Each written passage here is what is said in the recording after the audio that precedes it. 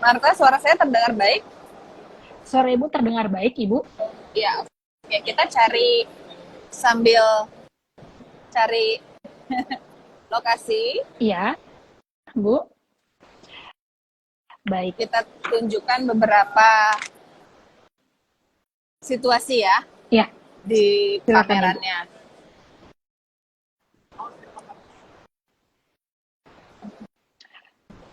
Baik, Ibu yang sekarang berada di ICE BSD, langsung dari tempat lokasi konferensi dan pameran dari Enlit Asia 2023. Mungkin rekan-rekan sebelum kita mulai, berikut adalah beberapa booth yang ada dalam konferensi kali ini.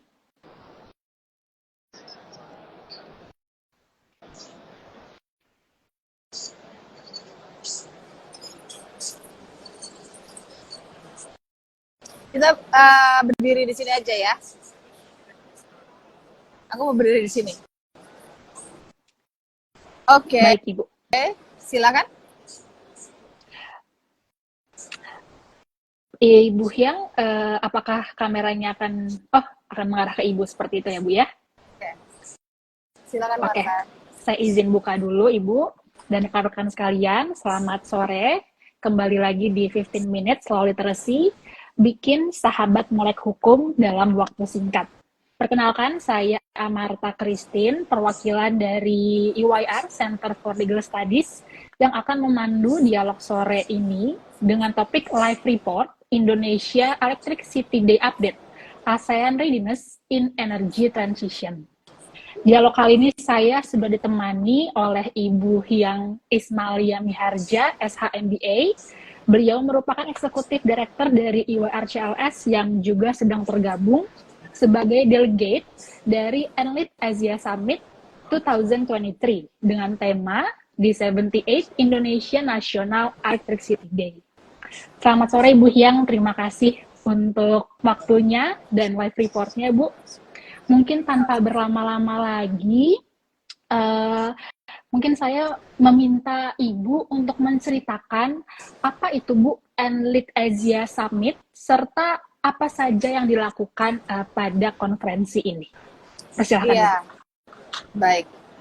So, rekan-rekan selamat sore. Sore hari ini kita berada di Enlit Asia Summit, sekaligus juga event ke-78 untuk Indonesia National Electricity Day gitu. Jadi hostnya selain Enlit Asia juga ada PLN yang lokal di sini gitu. Nah, apa saja yang ada di sini?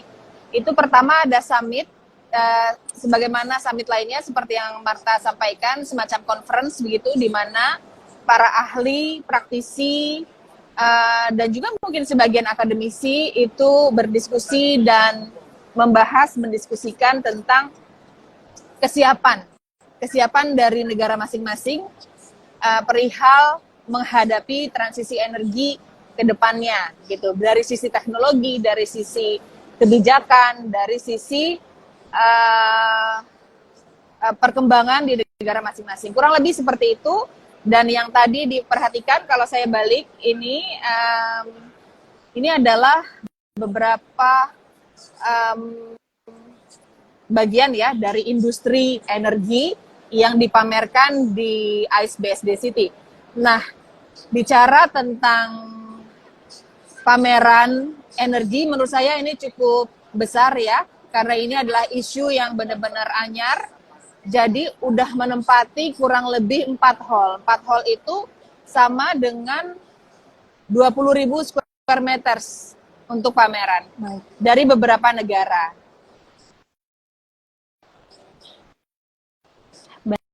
Baik Ibu, jadi pamerannya ini diisi dengan booth dari beberapa negara, dan untuk summitnya sendiri ini mempersiapkan kesiapan dari negara masing-masing dalam menghadapi transisi energi ya Ibu. Yes. Baik Bu, kalau begitu negara apa saja Bu yang ikut berpartisipasi dalam summit kali ini?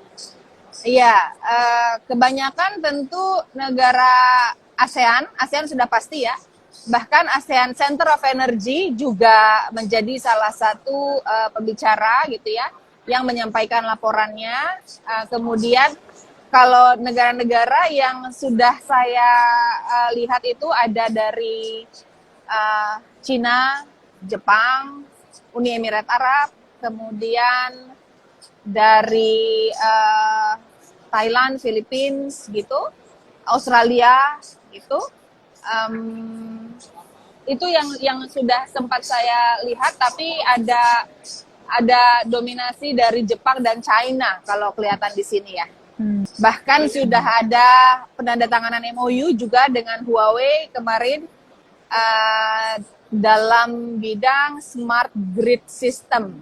Smart grid system.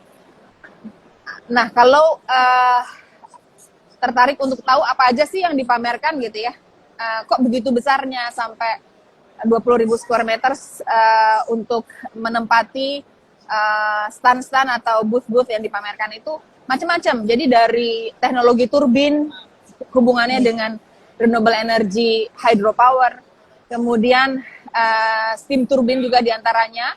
General Electric juga kemarin mempresentasikan tentang itu, teknologi grid, teknologi controlling system, teknologi drone termasuk juga di dalamnya, kemudian generator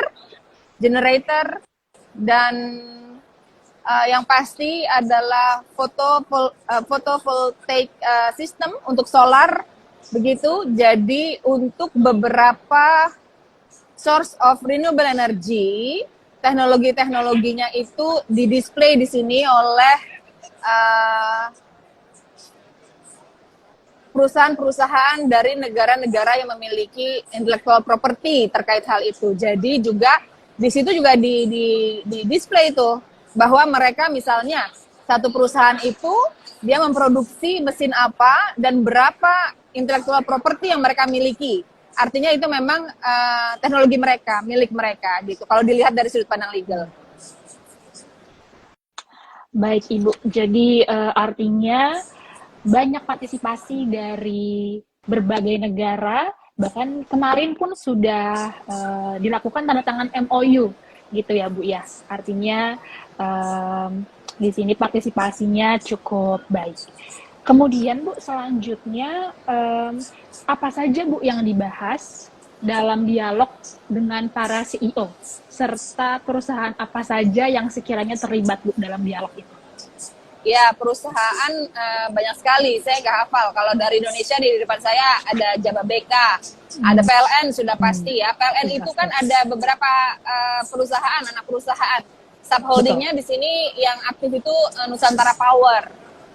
Jadi PLN punya beberapa anak perusahaan yang sudah juga joint venture dengan perusahaan dari luar. Ada Sintra, ada IHI, ada construction company juga ada di sini. Kemudian yang kalau CEO itu dari perusahaan-perusahaan ternama ya, diantaranya misalnya Hitachi, Huawei, dan lain sebagainya. Yang dibicarakan apa sebenarnya sih?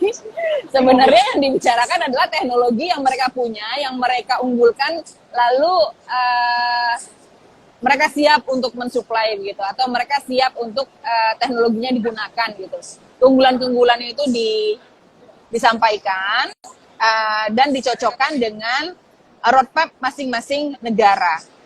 Menariknya dalam diskusi itu bukan hanya CEO, tapi juga dari unsur-unsur masyarakat ketenaga listrikan gitu ya. Kalau di sini ada namanya MKI, Masyarakat Ketenaga Listrikan Indonesia. Tapi kita anggaplah ini Masyarakat Ketenaga Listrikan Asia.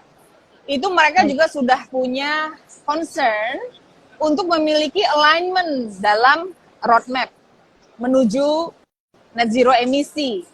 Kalau di sini dibicarakannya di tahun 2060, sekalipun kadang-kadang kita melihat NZI itu sebagian menganggap sudah bisa di tahun 2050. Tapi kita sepakati aja pembahasannya di sini kebanyakan 2060. Jadi alignment dari roadmap itu juga udah menjadi concern dari beberapa negara. Nah, menariknya, belum ditanya menariknya ya. Tunggu ditanya Kita sama simpan, Marta. kita coba simpan dulu ya Bu ya, Ya, hal-hal yang sekiranya menarik. Oke, kalau tadi dari apa yang Ibu sampaikan, berarti di sini yang dibahas itu teknologi yang betul. mereka punya, keunggulan-keunggulannya yang nantinya dicocokkan supaya ada keselarasan roadmap gitu ya Bu ya, untuk mencapai net zero emission di tahun 2060. Baik Bu, mungkin selanjutnya mohon Ibu yang ceritakan Ibu terkait produk green energy yang diperkenalkan pada summit ini. Banyak sekali kalau produk green energy itu semuanya, hampir semuanya diperkenalkan dari apa tadi yang saya katakan, smart controlling, turbin, kemudian PVS dan lain sebagainya. PVS itu terkait solar ya, terkait gas, teknologi yang terkait gas. Untuk gas maksudnya sebagai source of power, source of energy dari gas, source of energy dari bayu atau angin dan sebagainya, semuanya ada di sini gitu. Kalau paham, tapi kalau secara teknis tentu saya nggak kompeten untuk menjelaskan hal itu. Ya. Mungkin menyambung dari kajian EIRCLS sebelumnya, ada baiknya saya share. Oh ya, teknologi grids sudah pasti ya, grids interconnections gitu. Itu juga ada di sini. Nah, ada baiknya kita pahami update dari kajian EIRCLS tempo hari mengenai roadmap dan rencana kesiapan Indonesia tentunya. Kalau dibicara tentang Asia atau ASEAN gitu ya, readiness-nya ready nggak? Kalau dari pembicaraan sih kelihatannya ready, dengan catatan. Catatan itu tentu challenges-nya, gitu ya, hal-hal yang perlu diperhatikan. Nah, saya mau bicara tentang kesiapan roadmap Indonesia. In short,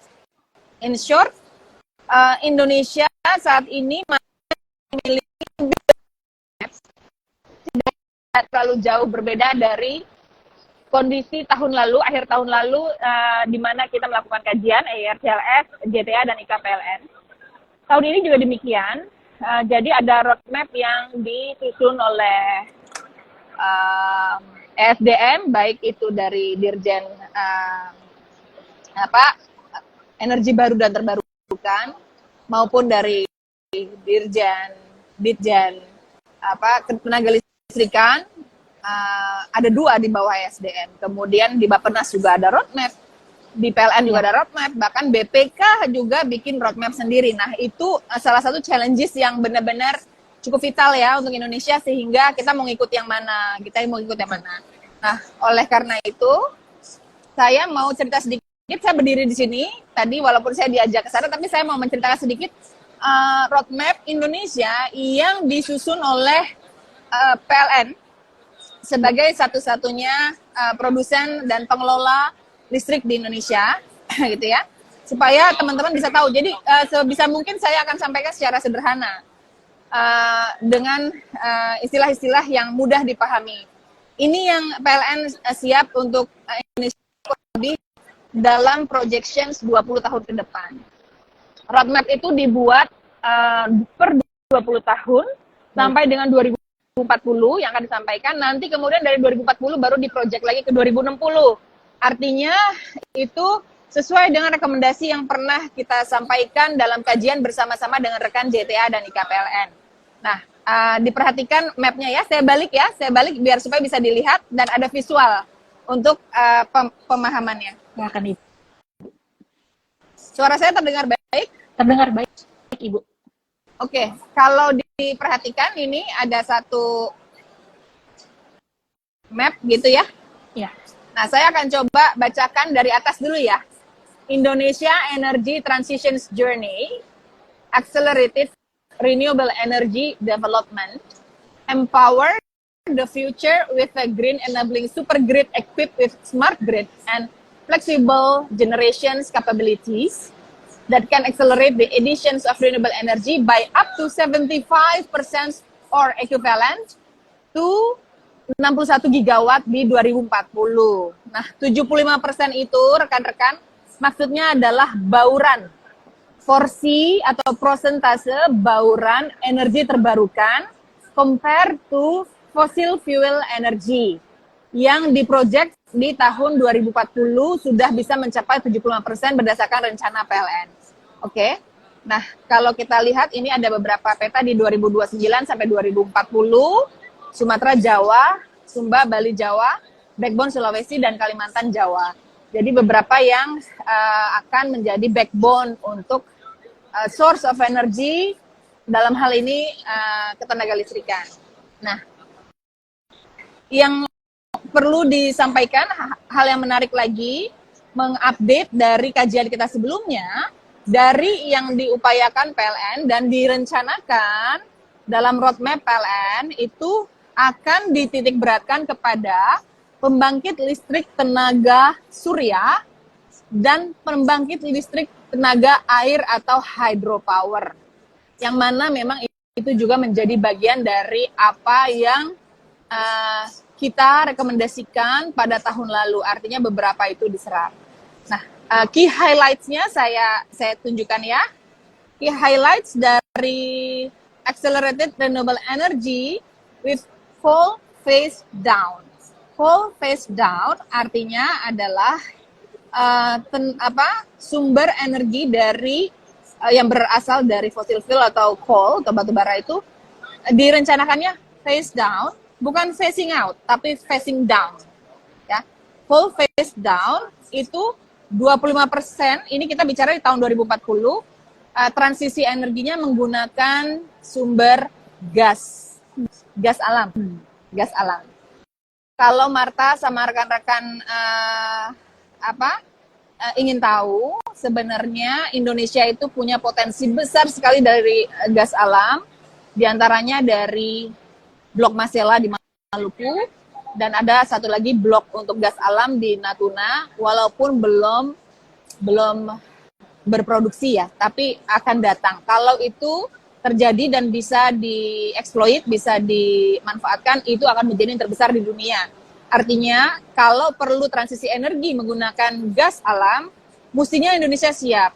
Dalam waktu 10 tahun ke depan atau kurang, mestinya sudah siap kalau memang perencanaannya optimal. Ya.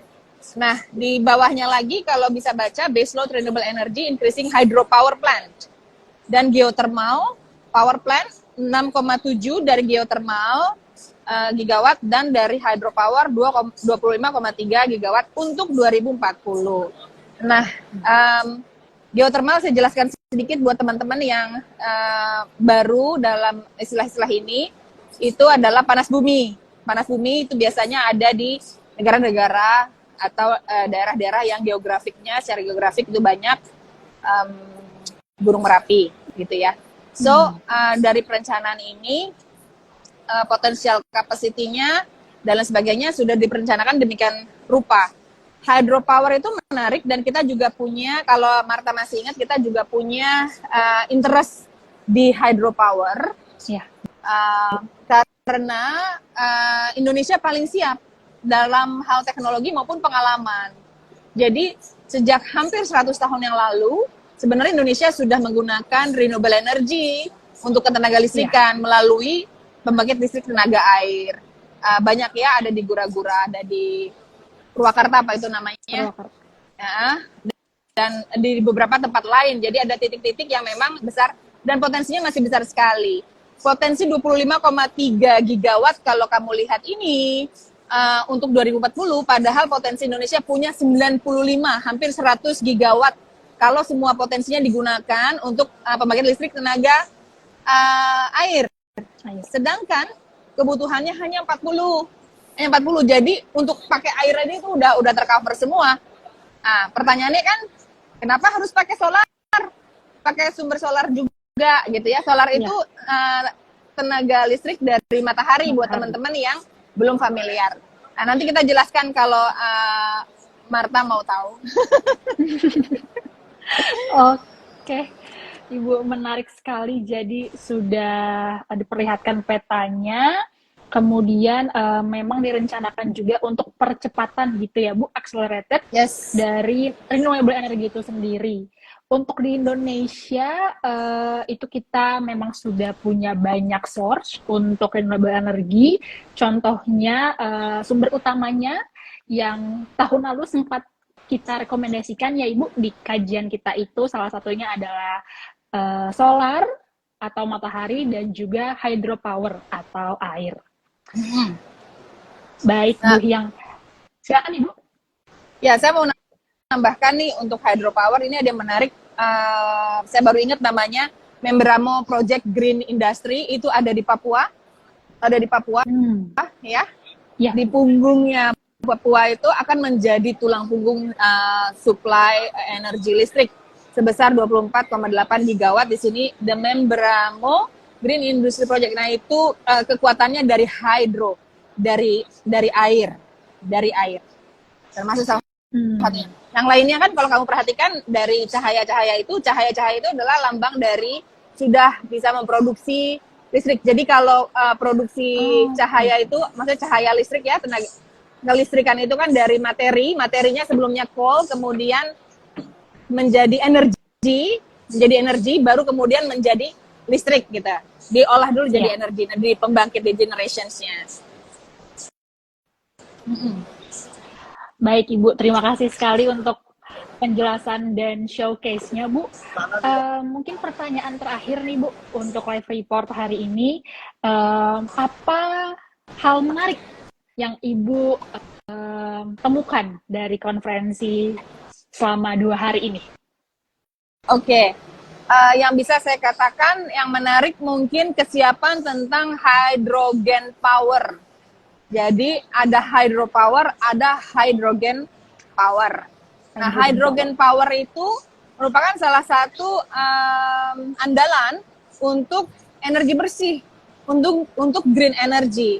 Nah, pada kajian sebelumnya kita memahami bahwa untuk hidrogen itu very potential gitu ya, sangat baik untuk renewable energy dan terbarukan gitu, energi terbarukan dan bersih, less emissions, jauh less emissions begitu. Tapi kapan siapnya gitu ya? Nah, kesiapannya dari summit ini kita bisa belajar bahwa untuk dimanfaatkan itu untuk Indonesia mungkin sudah siap di tahun 2030 menggunakan hydrogen power. Tapi belum untuk tenaga listrikan, untuk industri-industri lain. Nah, untuk tenaga listriknya, untuk mentenagai listrik itu baru kemungkinan di tahun 2040. Nah, gitu, itu satu. Kemudian yang menarik lagi, kalau kita hubungkan dengan kajian kita sebelumnya, gimana ya berdirinya enak. Itu mau senderannya agak pegal ternyata megang handphone. Sama saya senderan dulu. Silahkan Ibu. Tentang yang kayaknya kalau bicara transisi energi menuju net zero emisi di tahun 2060 kurang komplit kalau belum bicara tentang early retirement gitu kan. Isu early retirement. Ya. Early retirement itu tentang pensiun dini dari fossil fuel pembangkit listrik gitu ya, power plant fossil fuel dari batu bara gitu. Nah, kalau mengenai hal itu sebenarnya kalau kita lihat tadi map peta jalan, sebenarnya masih ada keamanan dan kenyamanan untuk phasing down fossil fuel plant itu dengan sendirinya, karena itu pasti udah makin turun gitu, makin turun. So untuk phasing out dari fossil fuel power plant itu bukan pilihan yang terbaik. Phasing down adalah pilihan yang terbaik. Kelihatannya itu yang akan ditempuh oleh PLN dalam rangka untuk stabilitas dari supply listrik, karena kita punya materinya, punya teknologinya, sudah ada gitu ya, pembangkitnya, teknologinya sudah siap, dan supply-nya juga cukup stabil. Untuk yang solar itu stabilitasnya dikombin dengan hydropower karena solar itu sifatnya intermittent. Kurang lebih begitu. Mudah-mudahan ada pertanyaan lagi dari teman-teman, bisa menghubungi IRCLS ya, nanti kita jawab satu persatu. Saya rasa itu tentang hidrogen dan tentang early retirement yang menurut saya cukup menarik. Belajar dari Enlit Asia dan Indonesia National Electricity Day. Baik, Ibu. Jadi artinya tidak semata-mata langsung di take out gitu ya Bu ya, tapi dengan diberlakukan dari renewable energy, nantinya fossil fuel power plant ini akan sendirinya menurun untuk presentasinya digunakan. Baik, kalau begitu karena hampir sudah 30 menit live report kita, jadi sebelum saya akhiri, saya izin untuk menyampaikan sedikit kesimpulan ya, Ibu Hyang.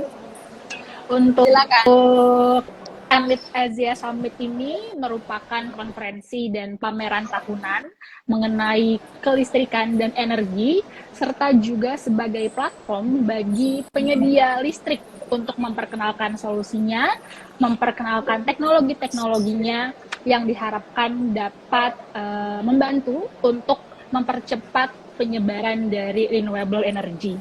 Kemudian di sini juga tadi Bu yang menceritakan bahwa kesiapan roadmap Indonesia saat ini disusun oleh PLN, dibuat per 20 tahun, yang nantinya di tahun 2040 akan direview kembali untuk roadmap selanjutnya 20 tahun ke depan, yaitu tahun 2060.